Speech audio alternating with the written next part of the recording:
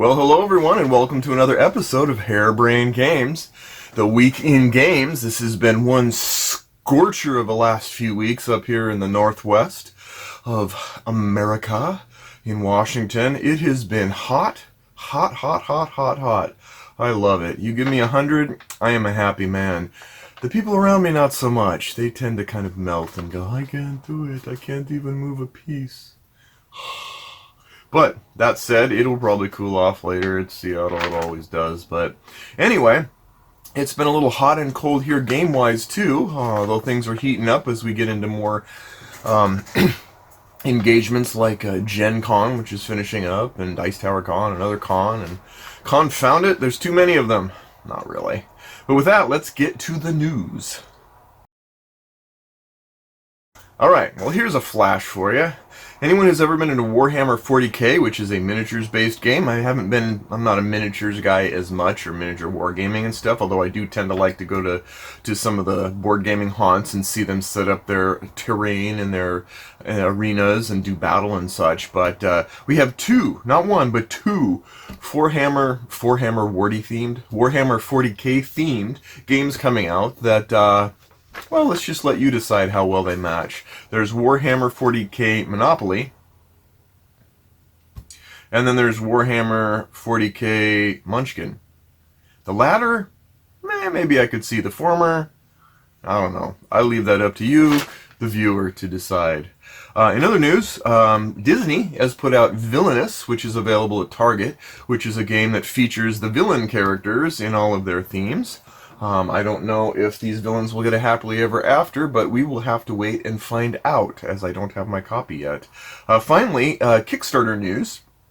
There is, people are starting to see in America, the founders of Gloomhaven, which was a big Kickstarter from last year. Quite a few delays, but seems to be making its way to shores now.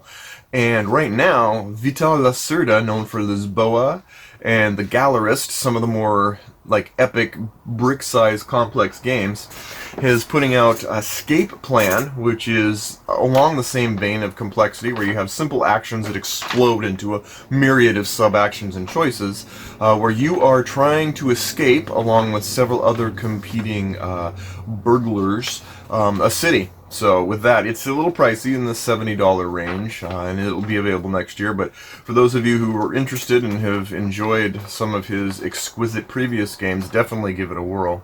And with that, let's get to my question of the week. A friend of mine said the other day, what game have you totally gone cold on? I mean, we were referring to things like, hey, you know, like I work at Taco Bell. Eventually, I'm so sick of Taco Bell food, I will never eat it again. And we started translating that into board gaming. And what game did you start off thinking, this is awesome, that you feel like you probably will never play again because you've just burned out on it? And I had to do a lot of thought on it, because there's a lot of games that have faded, as far as, hey, I don't play it as much as I used to, or games have been replaced, like I used to play this, but now I play that. This is one where I looked for what was the highest delta of opinion I had that is now the lowest delta of opinion I had. And for that I had to think very deeply, and it's no reflection on the game, usually, and in this case it's definitely not a reflection on the quality of the game, but it is something that I thought would be interesting to share as an answer to the question, and that is Ticket to Ride. Ticket to Ride was probably the third or fourth game I bought when I started really get into board gaming. And it shook my world. It was great. I'd play a 2-player, 3-player, 4-player, online, play it on my iPad, play it on Steam, just play it. I bought the bigger cards because my little hands couldn't take the little cards. I'd buy expansions, Ticket to Ride Europe, Ticket to Ride Markland, Ticket to Ride Switzerland, anyway. And on, and we played for a long time, and I still rated a very highly rated game. It is a great gateway game. It is pieces, everything, just great, you know, Days of Wonder quality. And then, something happened that the ring did not intend. It just kind of dropped. One day, I just looked at it and I thought, no. And then I looked by then I'd had an array of other games, and other games that were better for 2 players, because that's primarily how I'd play. And by then it was just like dropped. And I honestly have not played Ticket to Ride in a very long time. And if people asked me to play Ticket to Ride, I probably would not play it very often. It has nothing to do with the quality of the game. It's just my soul does not pant for it. And so that is an example of a hot to cold game. Now, lest that be a downer note, why don't we look at the opposite? What game started off dead cold to me and became hot?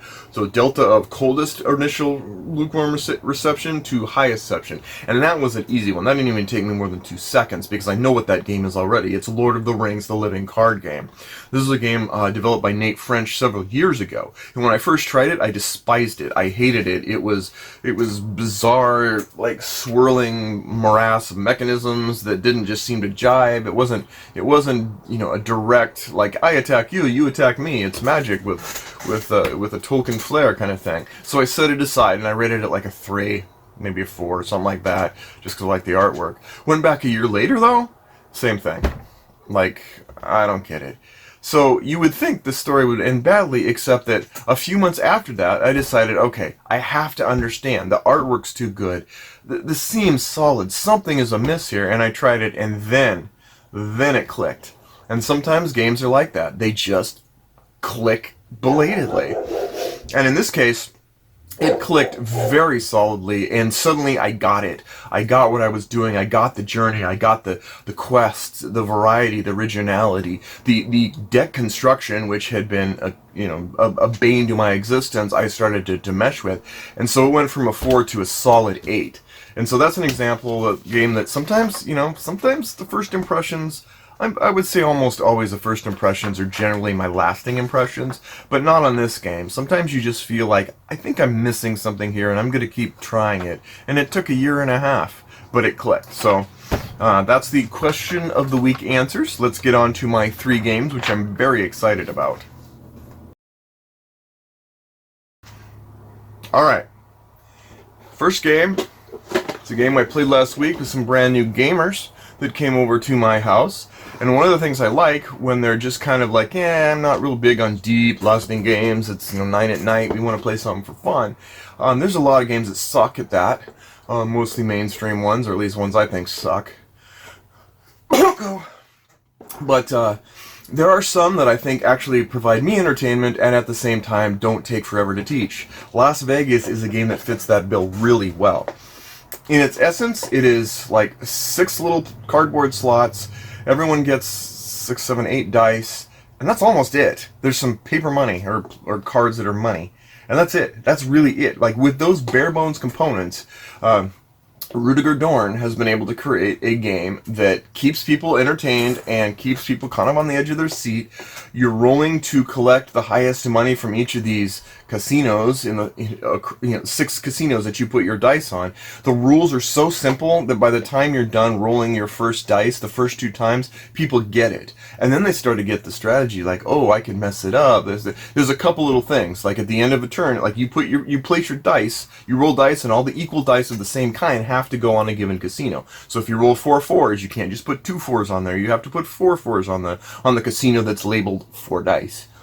But the thing is, at the end, whoever has the most dice on that particular casino gets whatever money, and it's all randomly chosen, whatever top money is on that casino, which is great until you realize that in the case of a tie, nobody gets any money that's tied. And so you can swoop in with 1 die and beat an entire group of other people who have 3 die on there apiece. So a lot of strategy, and yet people get it. They get it quickly, and you can play through a game of this in 15-20 minutes, play it again, and I just highly recommend it. It's a great filler game. Like, it just is.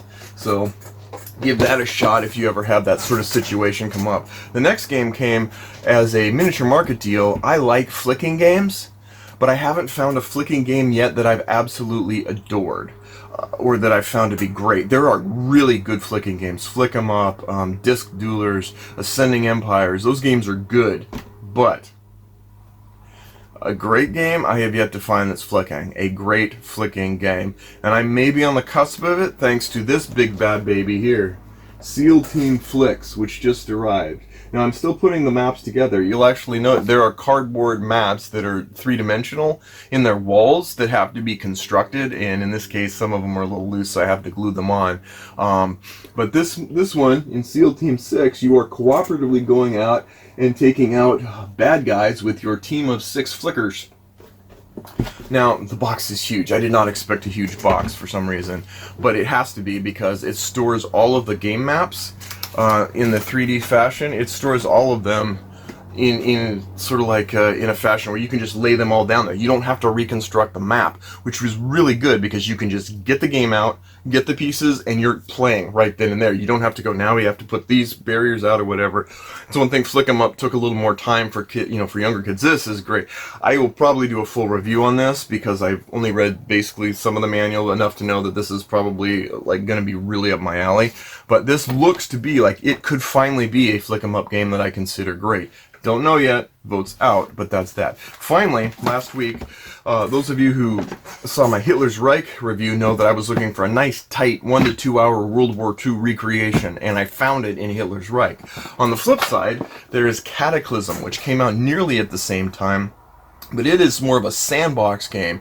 You are playing 1, 2, 3, 4, 5, 6, 7 different factions, fascists, democracies, and of course, Russia. And Russia. Cataclysm, no you. The game is much more complex and much more intricate. This is meant to be played over a course of many hours, and so this is, I mean, I'm looking forward to trying this out because this is sort of the other side. Sometimes when I'm not in the mood for a quick game, I will play Cataclysm, I'm pretty sure. Now, one of the things I would say about this game, and I'm going to say it now and I'll probably say it in my review, the manuals and the play guides for this game are the gold standard by which all rule books and playbooks should be made. Everything about this is exactly the way I need it to be in order to learn and understand and be able to dive into a game that's complex. This is exactly the way to do it. I have been pretty harsh on rule books at times and somewhat forgiving at other times. But with the many poor rule books I've had this year, particularly this year, this is a sterling achievement for how to do it. The rule book shows you the rules, it shows them in detail, it gives you everything you need to know when you need to know it in the context of the way you're going to look it up. The playbook complements it exactly as it should by giving you a complete, full understanding of the game and the mindset of the people playing it in these examples, why they're doing what they're doing and what will happen. This is so critical. It seems so simple, but it's so critical. Do not give examples just because you feel compelled to. Give an example that gives context and meaning so that people playing these will understand how they should approach the game. Oh, so good. Don't know if the game's any good yet. It looks good. It looks like a giant World War II sandbox where anything can happen. Who's not going to love that who loves history? And with that, let's get to Tim's Tantrum. Get off my lawn. Okay, I have noticed something that I don't like, and I was shopping the other day online, and I want to know if anybody else actually finds this useful. I'm going to this particular board gaming website to purchase stuff. Won't give the name. I see something on sale. I look over to the price, and what does it say? See price in checkout.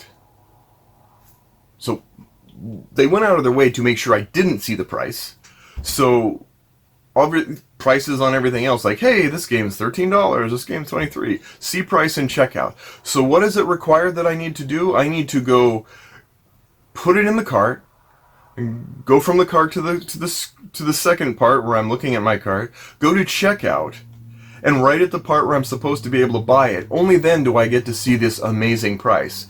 100 times out of 100, it's not that amazing of a price.